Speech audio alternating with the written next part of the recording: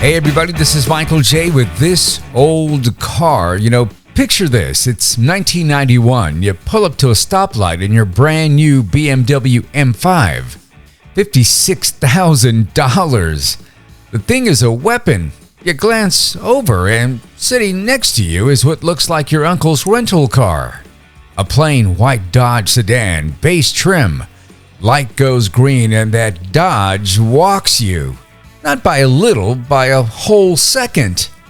You just got embarrassed by a $17,000 family car from a company that almost went bankrupt.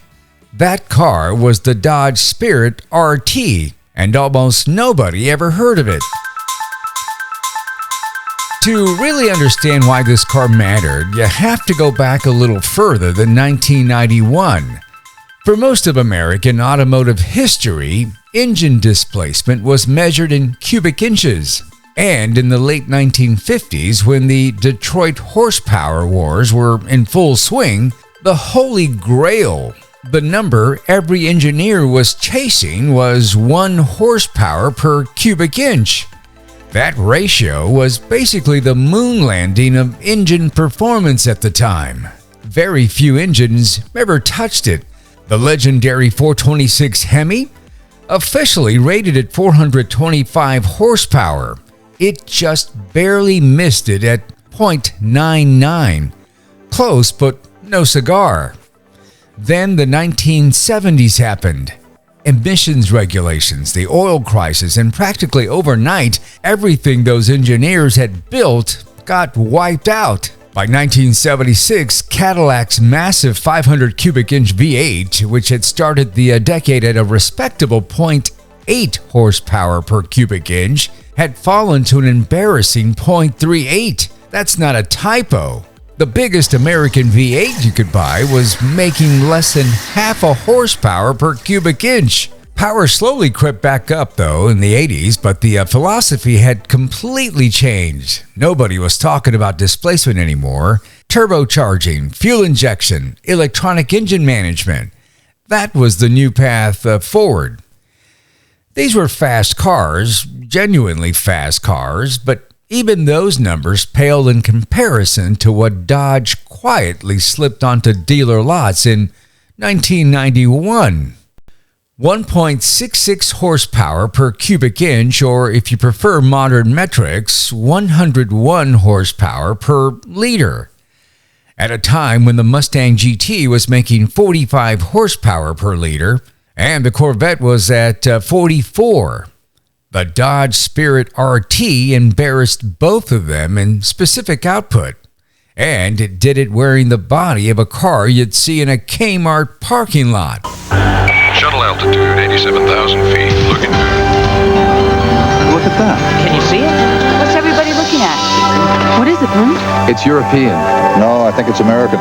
The regular Dodge Spirit was about as exciting as a dental appointment. It debuted in January of 1989 as Chrysler's answer to the Toyota Camry and Honda Accord.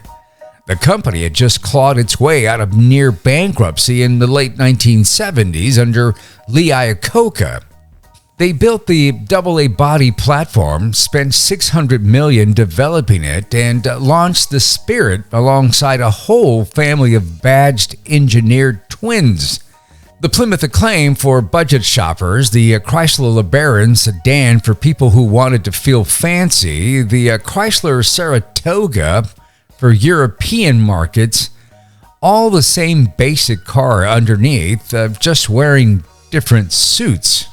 Hey, really quick, I sell classic car posters in my eBay store, and I want to thank those who are, jumping in and buying their posters. You can find this Spirit RT poster in my eBay store. Check it out. I got classic posters of everything: Corvettes, Mustangs, Camaros, Mopar, you name it. Payless posters, check it out. The Spirit itself was fine, 460 centimeters long, room for 5 or 6 people, an optional column shifter and bench seat up front. It came with either a 2.5-liter 4-cylinder making 100 horsepower or a 3.0-liter Mitsubishi V6 with 141 horses. The suspension was tuned, soft, the way American buyers expected. It sold almost 70,000 units in its first year. Not a hit, but a solid seller. A working car for working people. Nothing about it suggested what was coming.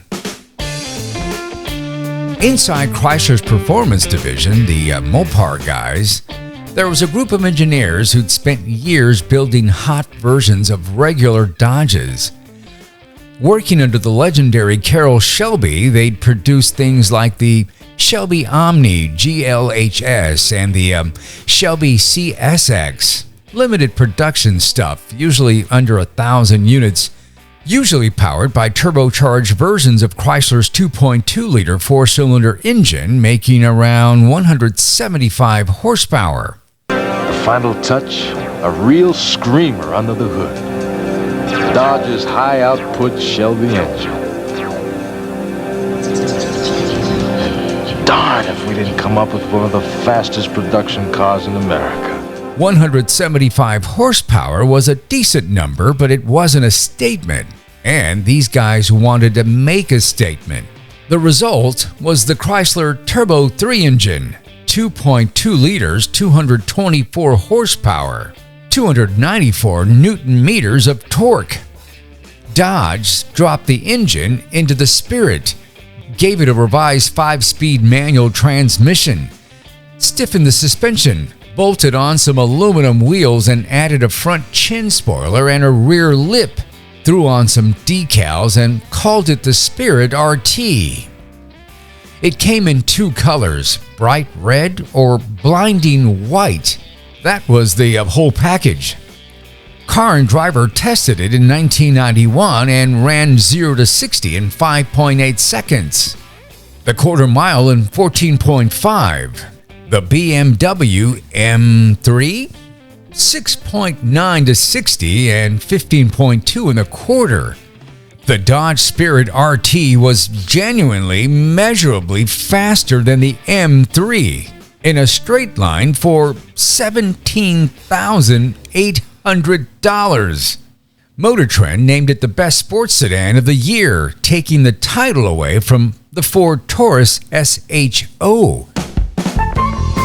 Being fast isn't enough, not when everything else about the car is working against you.